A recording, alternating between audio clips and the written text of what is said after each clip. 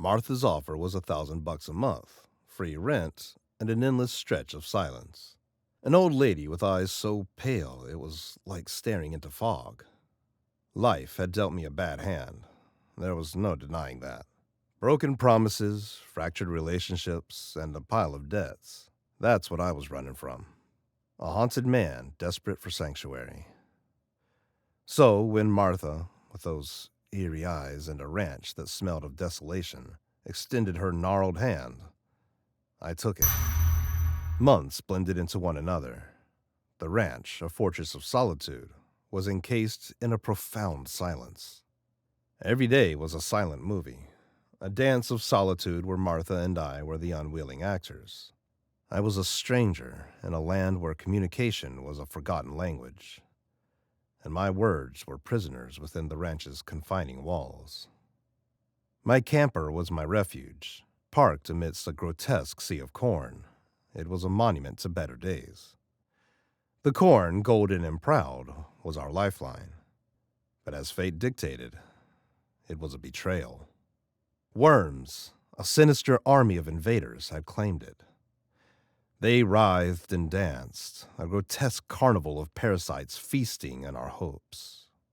I'd spin lies into letters, weaving tales of prosperity to my grown children. The pen would glide, an instrument of deceit, birthing narratives of a life that existed in the realm of fantasy.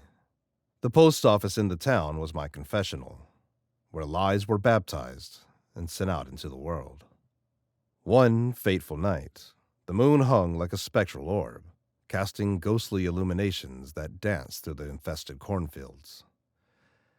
It was a night of reckoning. Martha, a specter weaving through the shadows of the old barn, was my target. The confrontation was brief and intense, an ultimatum cast in thick, palpable silence of the haunted ranch. I stood before Martha, desperation and defiance painting my every word. The unpaid wages, the unkept promises, the chains binding me to a desolate existence, and I chose to break free on that eerie night. "I'm done, Martha." My voice, a cocktail of rage and desperation, cut through the silence. The old barn, a silent witness, echoed the sentiment of finality. "You pay me now, or I'm gone by dawn. And then you'll have to find someone else to feed your damn pigs." The moon bore witness, casting long, grotesque shadows that danced with growing tension. Martha's pale eyes, devoid of emotion, fixed on me. At that moment, we were two souls locked in a dance of defiance, a confrontation where retreat wasn't an option. "No," she said, sounding so certain, and I closed my eyes in frustration. Months of work for nothing. Then I heard it.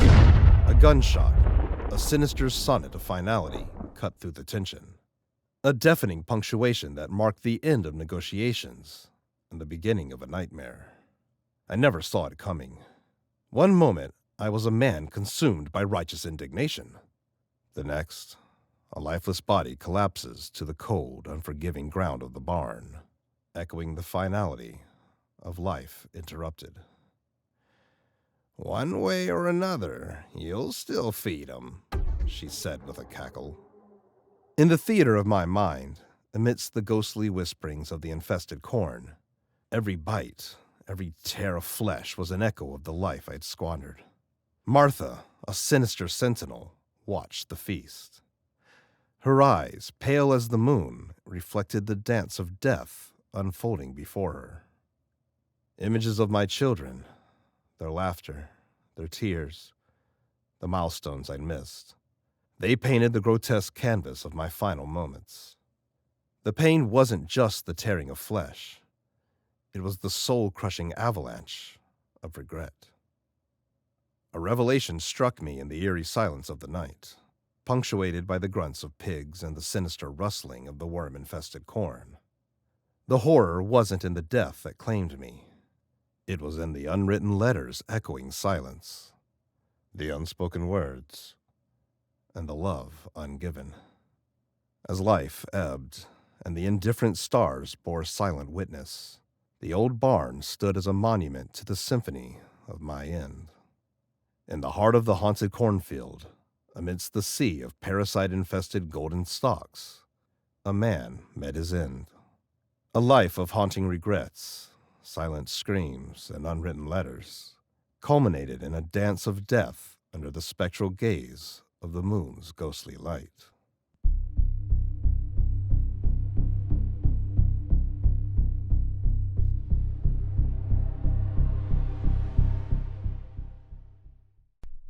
I still remember the moment, half-heartedly replying to an ad on my laptop about a fresh start.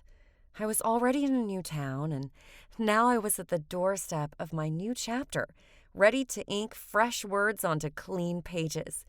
I'd left Jake and the rest of that toxic town behind. He'd cheated. Of course he'd cheated. High school sweethearts, they called us. A love meant to last forever, until forever became too long for him. When I received the golden embossed invitation to the event of the lifetime, in response to my request, it felt like the universe giving me a break. I deserved it, didn't I? The black luxury sedan purred to life outside my house as if waiting, no, insisting, to take me to my new destiny. The driver, a stoic man with a face carved from stone, offered no conversation, which was fine. Silent roads, dark shadows, and the engine's purring was the symphony of my escape, my emancipation. That was until I realized there were no handles inside the door. The only way out was when this man, this stranger, let me out. My stomach turned and began nodding with every twist of the road through the countryside. Arrival, 3 other sedans, synchronicity in motion, elegance and style, spilled their occupants into the midnight air. 4 women, including me. Coincidence? No, this was design. The other 3 women looked as lost as I felt in the muted moonlight. There was Anna, a waif of a girl with wild, scared eyes and mascara bleeding down her face. I remembered seeing her at the local diner, her smile brighter than the morning sun. Now there was no smile, just sobs that punctured the silent night.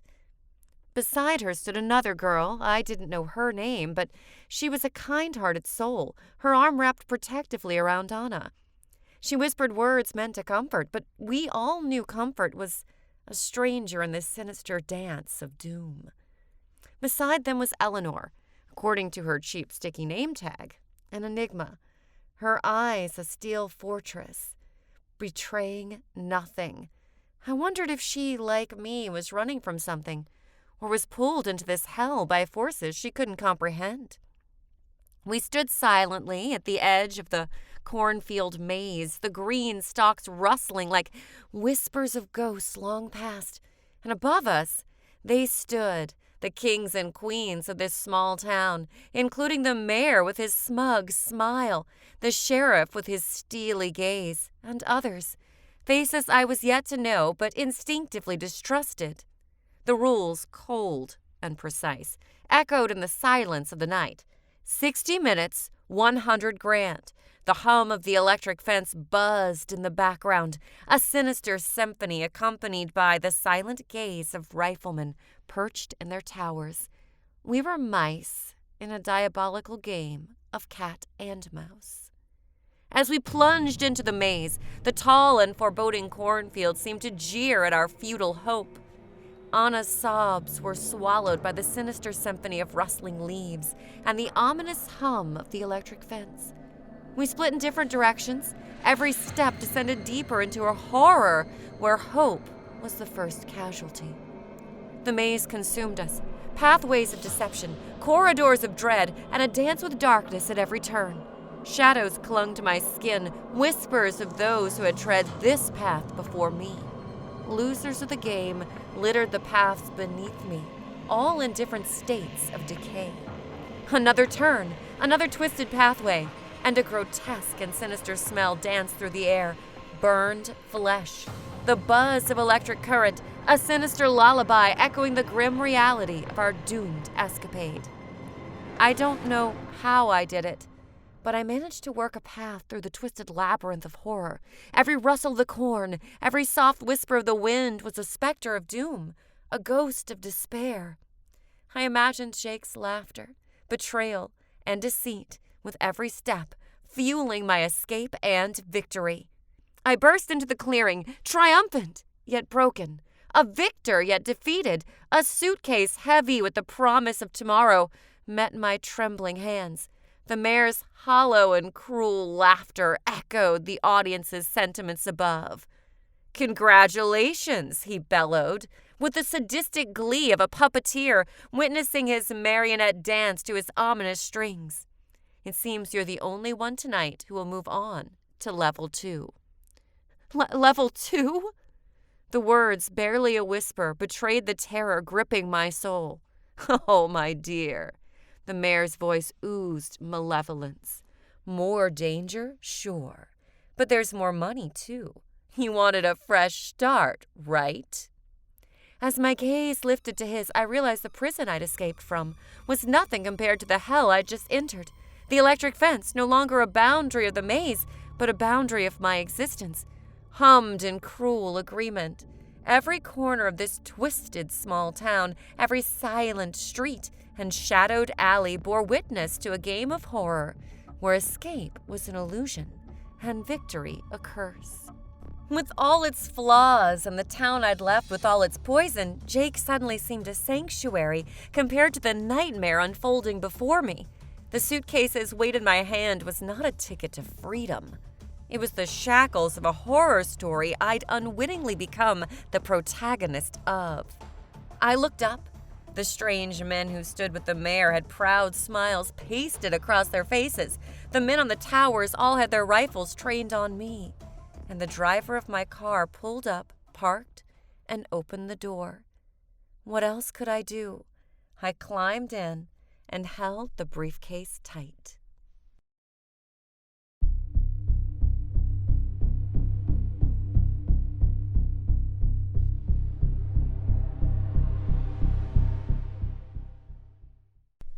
The town of Elmsworth was small, the kind of place where everybody knew everyone, and secrets were as scarce as rain in the summer.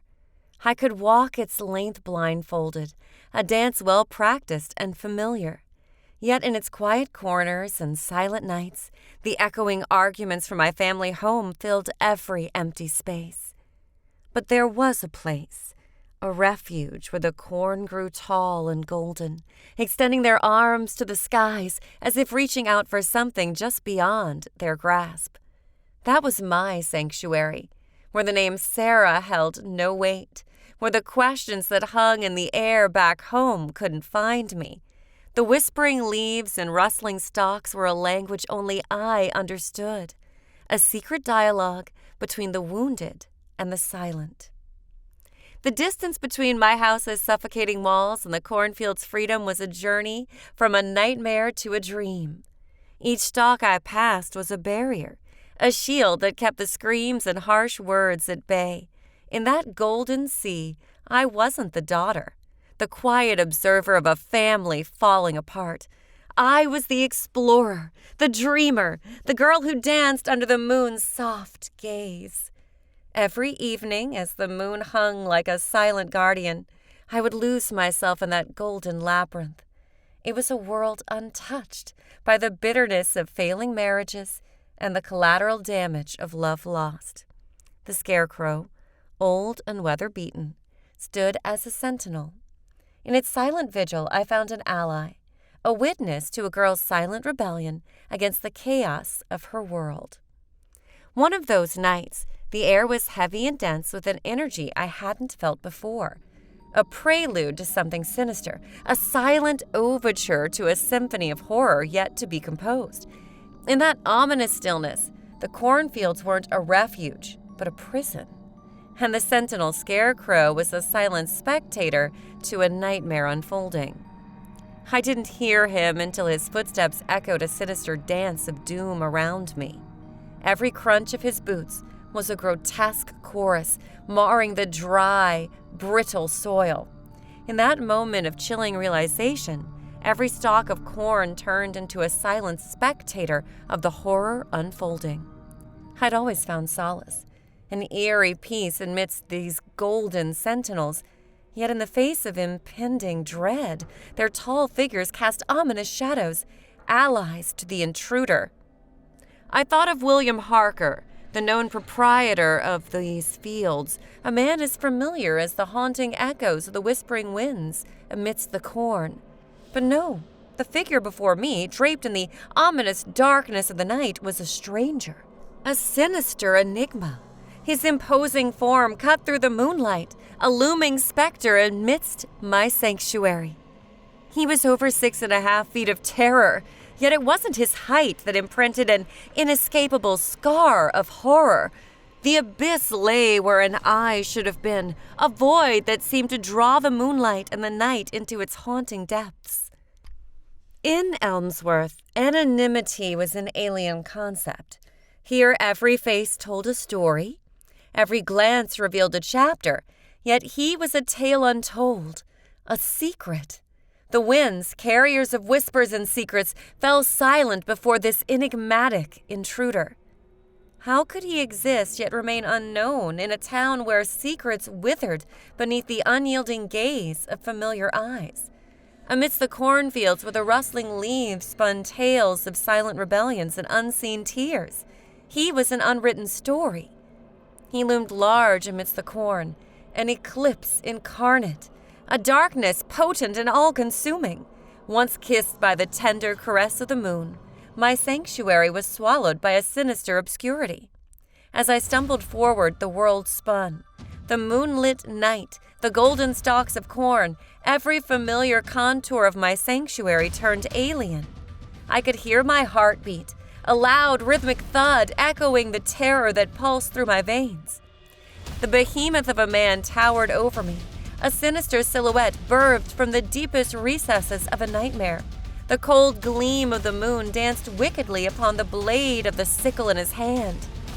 In this moonlight theater of terror, amidst the silent symphony of rustling corn leaves, time froze.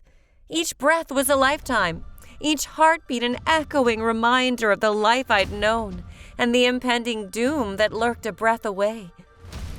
The sickle descended swiftly, cruelly, as cold and uncaring as the haunting whispers of the wind amidst the golden stalks. I was no more significant than a strand of corn in the harrowing silence of the night. The blade met skin, a gruesome dance of metal and flesh unfolding under the indifferent gaze of the silent scarecrow. I fell, the ground rising to meet me with an unyielding embrace. The impact jarred me from the numbing grip of terror, a violent awakening amidst a silent symphony of horror. Every nerve ending screamed, a chorus of pain and terror echoing the unspeakable realization of the nightmare unfolding. The cold wind kissed the raw wound in my chest. Each gust was a cruel reminder of the nightmare unfolding in real time. Panic and pain were twin fires, burning fiercely, driving me forward through the sea of corn, each stalk scratching against my exposed skin. The air was thick with suffocating fear, and every gasp of breath felt like inhaling the icy tendrils of dread that wrapped around me. Every crunch of the broken stalks under the large man's heavy steps was a sinister serenade of impending doom. Once a sanctuary of solace, the cornfields now formed the sinister corridors of a maze of terror. Every rustle of the leaves was a haunting whisper, a cruel reminder of the menace that lurked inches away. It was a race against the reaper, a dance with death in the silent moonlit night. Each shadow cast by the haunting moonlight morphed into ominous silhouettes, painting grotesque images of the terror that pursued me. Jagged and desperate, my breath mingled with the sinister melody of the large man's haunting laughter. My head began to spin, the front of my dress completely drenched in my blood. The world was a blur, the silent night echoing the unspeakable terror that coursed through my veins. The sanctuary was now a prison, and every stalk of golden corn stood as a silent jailer.